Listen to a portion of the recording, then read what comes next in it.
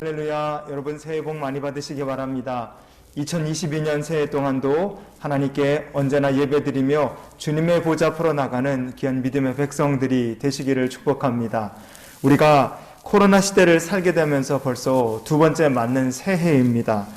이 전염병이 창궐하고 있기 때문에 여전히 성전에 제대로 나올 수 없는 분들이 참 많습니다.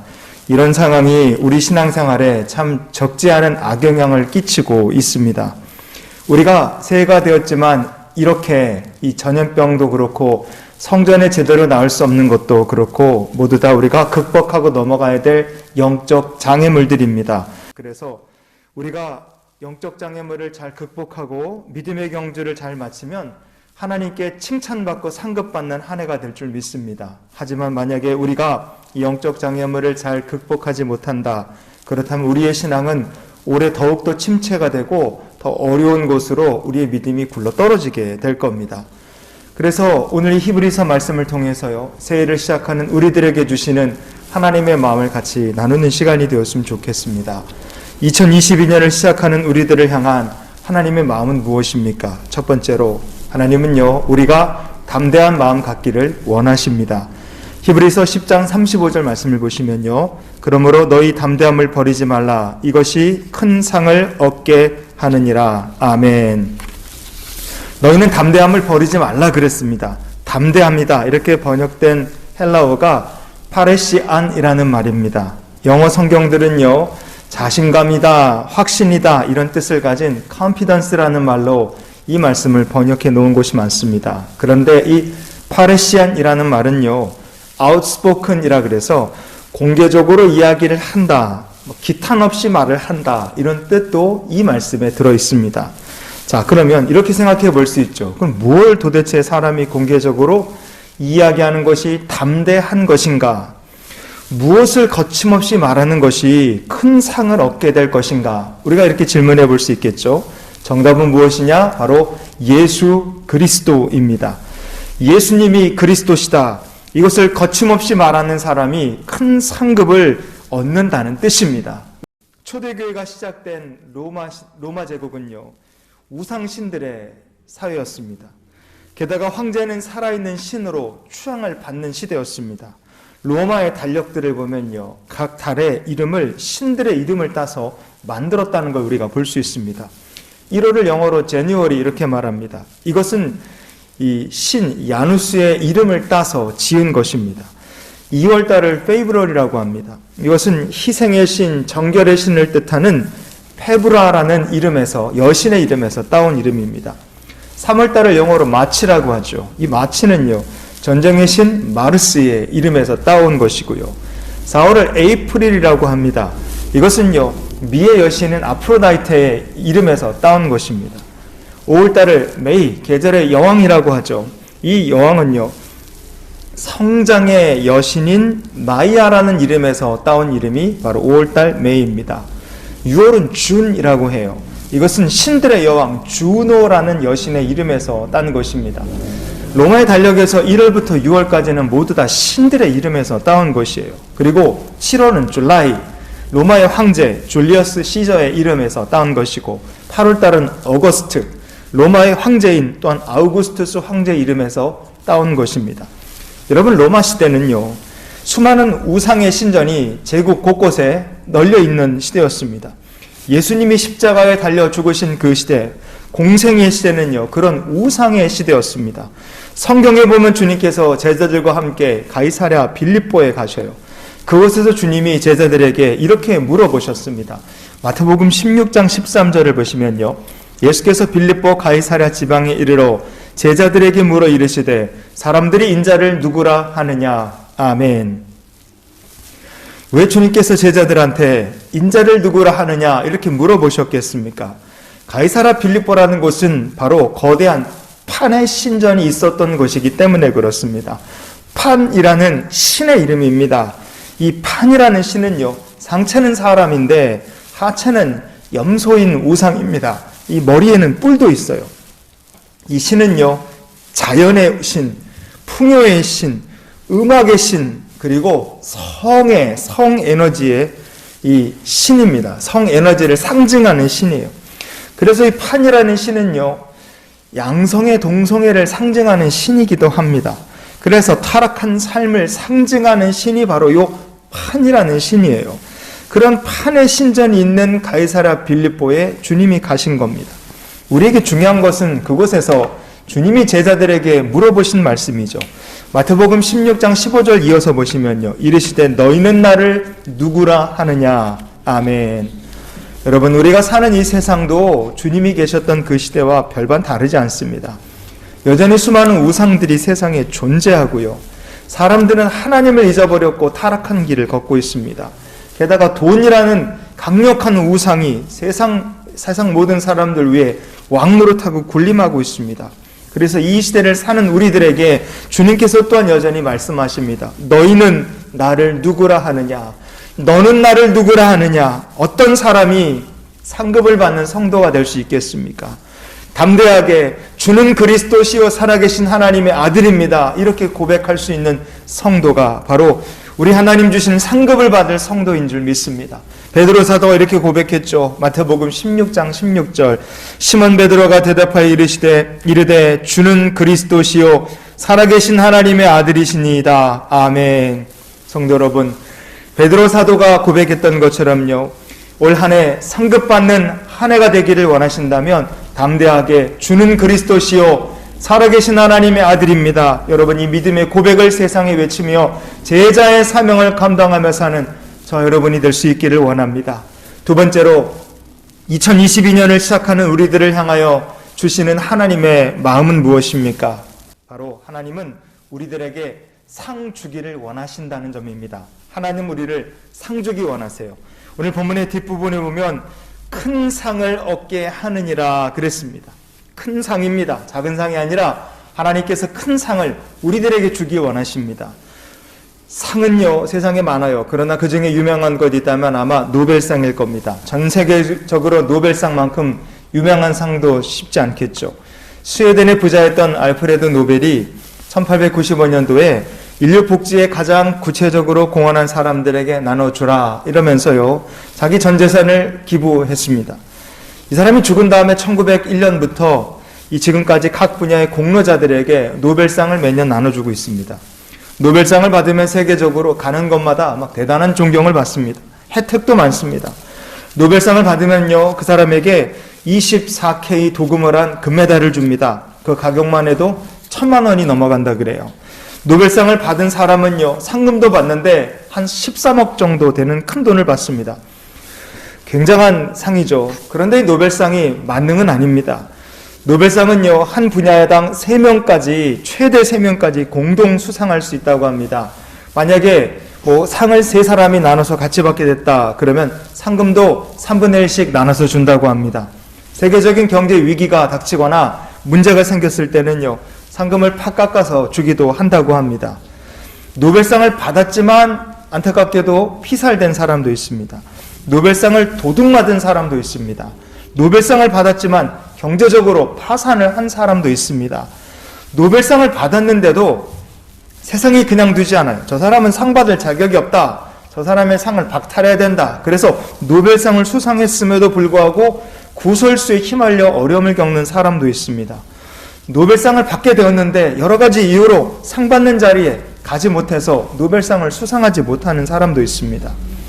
노벨상 대단한 상이죠. 그러나 만능이 아닙니다. 무엇보다도 사람이 노벨상을 받았다 할지라도 하나님께서 주시는 상을 받지 못한다면 그 사람은 영생과 천국을 얻을 수 없습니다.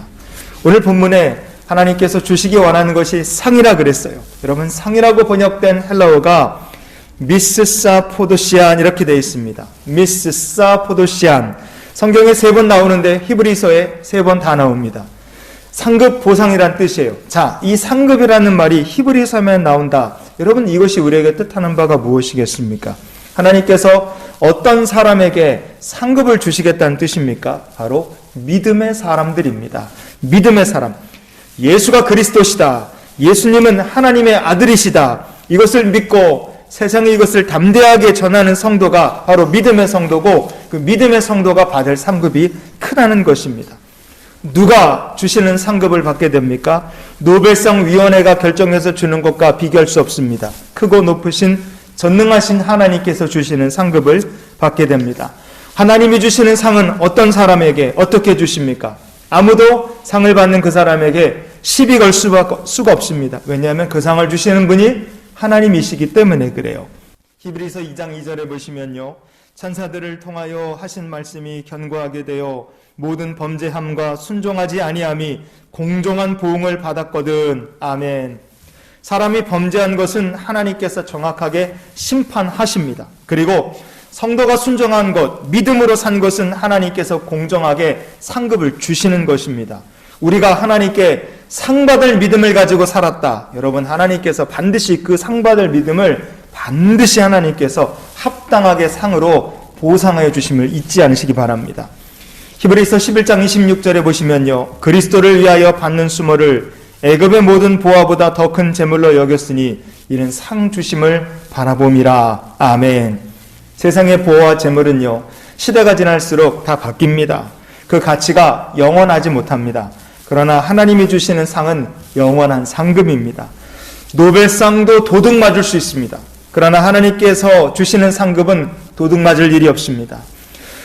상의 가치는 변합니다. 그러나 하나님이 주시는 상은요, 그 가치가 변함이 없고 영원합니다. 하나님께서 어려운 시대가 되었으니 성도들에게 주실 상급을 깎는다, 그런 것도 없습니다. 성도는 그 영광스러운 상급을 천군 천사의 노래 속에서 하나님께 나중에 받게 됩니다. 그러니 2022년을 시작하는 우리가 어떻게 살아야 되겠습니까? 상급 받을 한 해를 우리가 소망하며 살기 원합니다. 모세가 그랬고 아브라함이 그랬던 것처럼 우리에게 상을 주실 이인 예수를 바라보며 믿음의 길을 걷는 저와 여러분의 삶이 될 수 있기를 주님 이름으로 축복을 드립니다. 마지막으로 2022년을 시작하는 우리들을 향하신 하나님의 마음은 무엇입니까? 하나님은 우리가 상을 받을 때까지 인내하기를 원하십니다. 우리가 상 받을 때까지 인내하기를 원하시는 하나님의 마음이죠. 히브리서 10장 36절에 보시면요, 너희에게 인내가 필요함은 너희가 하나님의 뜻을 행한 후에 약속하신 것을 받기 위함이라. 아멘. 우리가 약속하신 하나님의 상을 받으려면 반드시 인내가 필요합니다.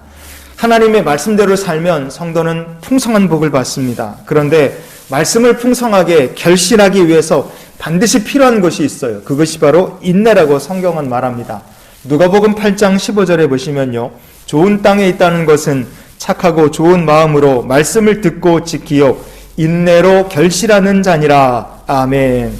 하나님의 말씀을 들었다면 풍성한 결실을 맺어야 됩니다. 그 결실이 맺을 때까지 우리에게 필요한 것은 인내가 필요한 것입니다. 성도 여러분, 올해는 그 어떤 때보다도 우리에게 믿음의 인내가 절실한 때입니다. 코로나는 반드시 끝이 날 겁니다. 먹는 치료제도 나올 것이고 백신도 맞을 것이고 세상 모든 사람들이 모두 다 함께 면역을 다 얻어서 이제 코로나가 우리의 삶에서 더 이상 힘 못 쓸 날이 반드시 찾아올 겁니다. 하나님의 은혜 속에서 코로나는 종식될 날이 반드시 올 겁니다. 그러나 코로나는 끝날 수 있어도요, 망가진 신앙의 열매는 다시 회복되기가 쉽지 않습니다. 코로나가 끝났다고 우리의 신앙이 저절로 회복되는 것이 아니에요. 코로나가 끝났다 그래서 다 없어져 버린 말씀의 열매가 우리의 삶에 되돌아오는 것이 아니라 이겁니다. 말씀의 열매를 정말로 맺기 원한다면 여러분, 우리가 올 한해 믿음으로 살고 인내해야 되고 담대해야 됩니다. 하나님과 동행하는 삶을 살아야 돼요. 세상에 예수가 그리스도이심을 선포하며 제자의 삶, 전도자의 삶을 우리가 살아야 됩니다. 그렇게 살려면 우리가 마음을 강하게 먹어야 됩니다. 우리의 손이 약해져서는 안 돼요. 주님의 일을 맡은 백성들의 손이 약해져서는 안 됩니다.